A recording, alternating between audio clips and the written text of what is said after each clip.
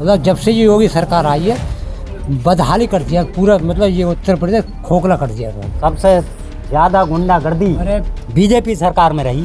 ये जो पिछले 7 साल हैं 2014 से लेकर 2021 तक के, ये इस देश का डार्क पीरियड बोला जाएगा। आने वाले समय में अंधकार काल के नाम से इसको बोला जाएगा। जिस तरह से अंग्रेजों ने इस देश में लोकतंत्र की हत्या कर दी, एनडीए गवर्नमेंट ने सेम वही काम किया है। युवा हैं आप, रोजगार मिला? रोजगार कुछ नहीं मिला। मोदी जी ने कहा था 2 करोड़ नौकरी देंगे साल में, और कुछ भी नहीं दिया। वो तो होर्डिंग लगा रहे हैं बड़े बड़े। होर्डिंग लगाने से क्या है, प्रचार में इतना सरकार पैसा भूख रही है, इतना बेरोजगारी है, महंगाई है, डीजल पेट्रोल देखो कहाँ इतनी महंगाई पहुंच गई, आम आदमी इतना परेशान है।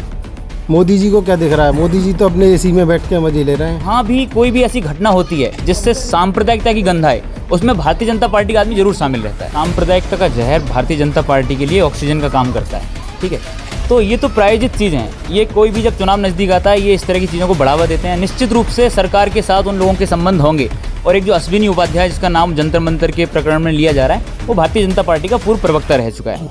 मुँह से तो मतलब तमाम बखाने, हमने ये कर दिया वो कर दिया, और सब इनके वादे सब खोखले वादे, कोई भी वादा सच नहीं है इनका।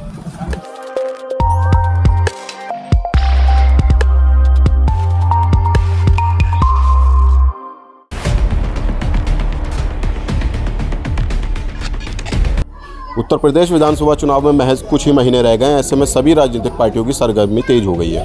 अगर बात सपा बसपा की जाए तो लगातार ब्राह्मण वोटरों को बनाने में जुटी हैं। वो जगह जगह ब्राह्मण सम्मेलन कर रही हैं, तो वहीं दूसरी तरफ असदुद्दीन ओवैसी मुस्लिम और पिछड़े वर्ग को हिस्सेदारी की बात कर रहे हैं। लेकिन ऐसे में सवाल ये खड़ा होता है कि आखिर यूपी की जनता इस बार किसे सीएम की गद्दी पर विराजमान करेगी? यही जानने के लिए हम आ पहुँचे हैं बिलारी विधानसभा में। हमारे साथ कुछ लोग हैं, उनसे बात करेंगे और जानने की कोशिश करेंगे। क्या नाम है आपका? मेरा नाम रणवीर सिंह यादव। क्या लगता है, योगी सरकार के कार्यकाल से खुश है? योगी कार्यकाल सभी बुरा लगता है, कौन सा कार्य अच्छा क्यों, है? क्या बुराई है? इतना अच्छा तो काम कर रही है सरकार।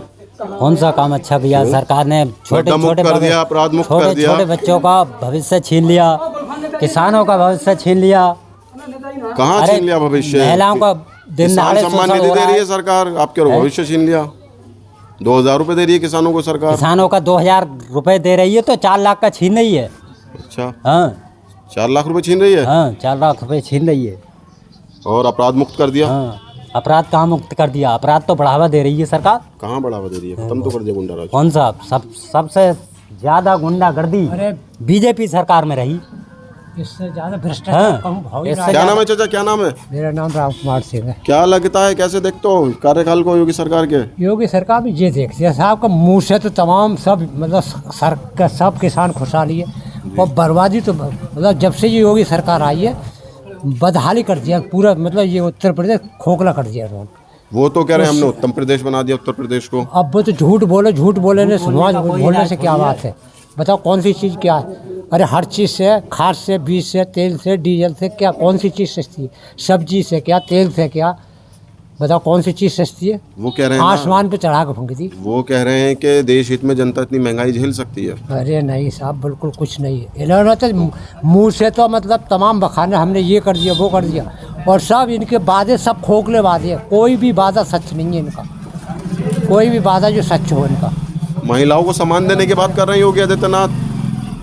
ये सब कागजों में बल्कि है और कहीं कुछ भी ना। कागजों क्या नाम है आपका? मेरा नाम अमित यादव। युवा हैं आप, रोजगार मिला? रोजगार कुछ नहीं मिला। मोदी जी ने कहा था 2 करोड़ नौकरी देंगे साल में, और कुछ भी नहीं दिया। वो तो होर्डिंग लगा रहे हैं बड़े बड़े। होर्डिंग लगाने से क्या है, प्रचार में इतना सरकार पैसा भूख रही है, इतना बेरोजगारी है, महंगाई है, डीजल पेट्रोल देखो कहाँ इतनी महंगाई पहुंच गई, आम आदमी इतना परेशान है। मोदी जी को क्या दिख रहा है? मोदी जी तो अपने एसी में बैठ के मजे ले रहे हैं।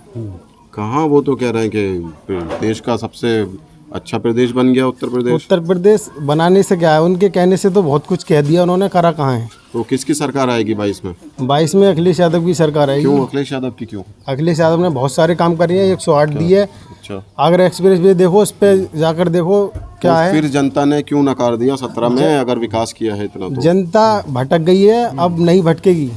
हिंदू मुस्लिम अब नहीं चलेगा, जो हिंदू मुस्लिम पे ही सरकार बनी है, अब ऐसा कुछ नहीं होगा। तो हिंदू मुस्लिम तो अखिलेश यादव भी करते हैं। नहीं, ऐसा कुछ नहीं। क्यों कहाँ मुसलमानों करा के कब्र लिए उन्होंने कब्रिस्तान में बाउंड्री करा दी? कब्रिस्तान में बाउंड्री करा दी है। हिंदुओं के लिए भी बहुत कुछ कर रहे हैं, ऐसा थोड़ी क्या किया है। है? सबकी ये व्यवस्था चल रही है, तो ये सबके लिए होती है। 108 सबके लिए। अगर हाईवे एक्सप्रेस वे जो हो उस पर मुसलमान थोड़ी जाएंगे, हिंदू भी सभी जा रहे हैं। कौन नहीं जा रहा है उस पर? सभी जा रहे हैं। क्या नाम है? अंकित नाम है मेरा, अंकित यादव। किस तरीके से देखते हैं योगी सरकार के कार्यकाल को? देखिए, कार्यकाल ये है कि ये जो पिछले 7 साल हैं 2014 से लेकर 2021 तक के, ये इस देश का डार्क पीरियड बोला जाएगा। आने वाले समय में अंधकार काल के नाम से इसको बोला जाएगा। जिस तरह से अंग्रेजों ने इस देश में लोकतंत्र की हत्या कर दी, एनडीए गवर्नमेंट ने सेम वही काम किया है, और उससे भी ज़्यादा क्रूरता से किया है। लोगों को गुमराह करके किया है। अंग्रेज थे तो कम से कम लोगों के समझ में आता था कि ये दूसरी जाति है, साम्राज्यवाद को बढ़ावा देने के लिए आगे निकले हैं। लेकिन ये लोग तो हमारे ही लोगों को दिन रात मीडिया के माध्यम से गुमराह कर रहे हैं। फेक मीडिया उनके पूरी तरह से कैप्चर हो चुका है। चुनाव आयोग पे इनका कब्जा हो चुका है। सुप्रीम कोर्ट भी कुछ बोलता है तो ये बहुत जल्दी जजों की अदला बदली पता नहीं किस तरीके से करा देते हैं। तो कोई इनके खिलाफ बोलने को तैयार नहीं है। इस देश का किसान पिछले 9 महीने से सिर्फ अपने सत्याग्रह को लेकर सड़कों पर बैठा है, लेकिन सरकार के कान पर कोई जू नहीं रही है। 500 से ज़्यादा किसान शहीद हो चुके हैं। उन्हें किसान कहाँ कह रहे हैं? वो तो उन्हें किसान कह ही नहीं रहे हैं। नहीं, इस देश में जो भी जाता है ना, जो भी सरकार की गलत नीतियों का विरोध करने जाता है, वो उसको आतंकवादी कहते हैं, अफगानिस्तानी कहते हैं, तालिबानी कहते हैं, और तमाम तरह के इस्लामिक आतंकवादी कहते हैं। ये सब आरोप लगाए जाते हैं। बिल्कुल अपना जो मीडिया के मूल्य होते हैं, कुछ सिद्धांत होते हैं, वो हमारी मेन स्ट्रीम मीडिया खो चुकी है। उसका कोई औचित्य ही नहीं रह गया कि वो क्या बात कर रही है। उसके पास कोई प्रूफ नहीं होता। लोगों को डिमोरलाइज किया जाता है, लोगों को गुमराह किया जाता है उन खबरों के आधार पर जिनका कोई प्रमाण नहीं है, और बाद में आके स्पष्टता आ जाती है। लेकिन जब तक तो मीडिया क्लियर हो चुका ना लोगों के दिमाग में, आप एक आदमी को देशद्रोह का मुकदमा लगा के मीडिया में दिन रात उसके खिलाफ प्रचार करके उसके खिलाफ माहौल बनाते हैं। 6 महीने माहौल बनाते हैं, 6 महीनों में कहीं ना कहीं का चुनाव निपट जाता है। उसके बाद फैसला आता है कि उसे क्लीन चिट मिल गई, लेकिन उनका काम तो हो गया ना इस 6 महीने में। तो मतलब ये लगता है आपको कि सिर्फ एक विशेष समुदाय के खिलाफ कार्रवाई की जाती है? नहीं, एक विशेष समुदाय के नहीं, पूरा हिंदुस्तान इनकी नीतियों से त्रस्त है। हाल ही में अभी जिस तरीके से जंतर मंतर पे नारेबाजी की गई, उसके बाद जो कार्यवाही की गई वो भी सभी लोगों ने देखा। तो कहीं ना कहीं जनता में और लोगों में सवाल ये खड़ा हो रहा है कि सिर्फ एक ही विशेष समुदाय के लिए कार्यवाही कर रही है सरकार। तो किस तरीके से देखते हैं? सांप्रदायिकता का जहर भारतीय जनता पार्टी के लिए ऑक्सीजन का काम करता है। ठीक है, तो ये तो प्रायोजित चीज़ हैं। ये कोई भी जब चुनाव नज़दीक आता है, ये इस तरह की चीज़ों को बढ़ावा देते हैं। निश्चित रूप से सरकार के साथ उन लोगों के संबंध होंगे। और एक जो अश्विनी उपाध्याय, जिसका नाम जंतर मंतर के प्रकरण में लिया जा रहा है, वो भारतीय जनता पार्टी का पूर्व प्रवक्ता रह चुका है। तो बिना इनके हस्तक्षेप के कुछ नहीं होता। दीप सिद्धू जिसने वहाँ पे जो एक सांप्रदायिक झंडा वहाँ पे लगाया, वो भी भारतीय जनता पार्टी का चुनाव प्रचारक सनी देओल का रह चुका है गुरदासपुर से। तो जहाँ भी कोई भी ऐसी घटना होती है जिससे सांप्रदायिकता की गंध आए, उसमें भारतीय जनता पार्टी का आदमी जरूर शामिल रहता है। तो अब क्या लगता है यूपी में किसकी सरकार बनेगी? जिसकी भी सरकार बने, लेकिन इस सरकार को तो प्रदेश की जनता पूरी तरह से नकारने का मन बना चुकी है। इनका बोरिया बिस्तर बंद, अब यहाँ से गुजरात जाएंगे। नकारने की बात की, 2007 में बसपा की सरकार देख ली, 12 में समाजवादी की देख ली, 17 में अब बीजेपी की देख ली। तो चौथा विकल्प क्या है फिर? सरकारें तो तीनों पार्टियों की देख ली। देखिए, विकल्प जो भी निकल के आएगा सामने आ जाएगा लोगों के। लेकिन जो बाहर से जो पार्टियां आ रही हैं, राजनीतिक पार्टियां आ रही हैं, क्या उन्हें जनता चुनेगी? किसी ना किसी को तो चुनना पड़ेगा, क्योंकि इन्होंने इतना खराब कर दिया जितना किसी ने नहीं किया। क्योंकि आम आदमी पार्टी आ रही है शिक्षा और स्वास्थ्य के मुद्दे को लेकर, असदुद्दीन ओवैसी आ रहे हैं पिछड़े वर्ग और मुस्लिमों की हिस्सेदारी की बात करते हुए। तो क्या लगता है देखिए, इस देश की जनता बहुत समझदार है। इन लोगों ने एक समय पर उसको गुमराह कर दिया, लेकिन लोगों ने जिस तरह से देश में गरीबी और बेरोजगारी के आंकड़े देखे और अपने सामने देखिए, आप गाँव में घूमोगे आपको 50 लोग परेशान मिल जाएंगे जो कहीं ना कहीं किसी फैक्ट्री में नौकरी कर रहे थे, आज घर बैठे हैं। ठीक है, लॉकडाउन में जिनकी नौकरियां गई, जिनकी जमा पूंजी दवाइयों के नाम पे पूरी चली गई। तो हालात बहुत ख़राब हैं। किसी न किसी को तो जनता चुन ही लेगी, लेकिन गद्दारों को इस देश के ऊपर शासन नहीं करने देगी। तो इस बार भारतीय जनता पार्टी का सुपड़ा साफ होना है। ठीक, क्या लगता है हालात खराब है प्रदेश के? बहुत हालत ख़राब है। क्या खराब है? इतने ख़राब है कि आम आदमी इतना परेशान है। महंगाई इतनी कमर तोड़ कर दी है कि मान के चलो, अब बिजली इतनी कम आ रही है, बारिश वैसे ना हो रही, डीजल इतना महंगा कर दिया, गैस के दाम फिर बढ़ा दिए। 900 रुपये सिलेंडर था, 25 रुपये फिर बढ़ा दिए। वो तो कह रहे हैं कि हम सब्सिडी दे रहे हैं गैस पर। कहाँ सब्सिडी? 23 रुपये सब्सिडी दे रहे हैं। 23 रुपये सब्सिडी मिल रही है। 23 रुपये वो भी जो है आई ना आई। किसकी सरकार बनेगी 22 में? सरकार देखो, पब्लिक अब जिसकी चुने। उम्मीद इनकी नहीं बनेगी। इन्होंने धोखा देकर लोगों को उल्लू बनाया है, झूठे आश्वासन दिए हैं, और उसके बाद में जो है लोग सब समझ चुके हैं इनकी क्या है, क्या कर रही है। और गरीबों का पैसा लोगों ने जैसे तैसे जमा किया था तमाम कंपनियों में, उन कंपनियों का पैसा सब सरकार ने हड़प लिया है।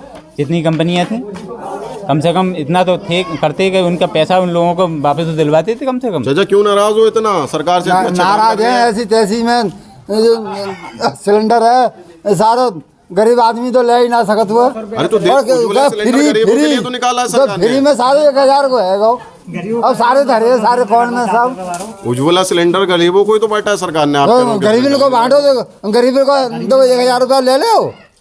आवाज भी दे रही है सरकार आप और दो और ना वो कर रही है सारो भ्रष्टाचार करता हुआ सब में। अच्छा, नाम क्या है आपका? मेरा नाम करतार सिंह है। क्या लगता है किसकी सरकार बनाओगे अब 22 में? तो अखिलेश की बनाएंगे। अखिलेश के क्यों बनाएंगे? मानो बहुत कम बात कम बढ़िया करे और काम सब दो स्पेक्ट करे। तो क्या क्या काम अच्छे करे, काम बता दो। अब काम का अच्छे बताएं? अरे जो 100 नंबर बताइए वो बढ़िया करी और दुनिया काम बढ़िया करे। वो सतरी चोट लगी तो सही। योगी जी ने 100 नंबर का नाम बदल दिया। योगी जी ने तो नाम बदल दिया 100 नंबर का। अजी बदल दो नाम। योगी ने तो दुनिया को नाम बदल दो। दो नाम रहो किनको है। योगी तो सेवा भ्रष्टाचार के अलावा और तीसरो दो चारों ही ना है। और मजदूर पार्टी तैयारी दो वैसे ही बैठी है, दो हाथ पे हाथ धरे।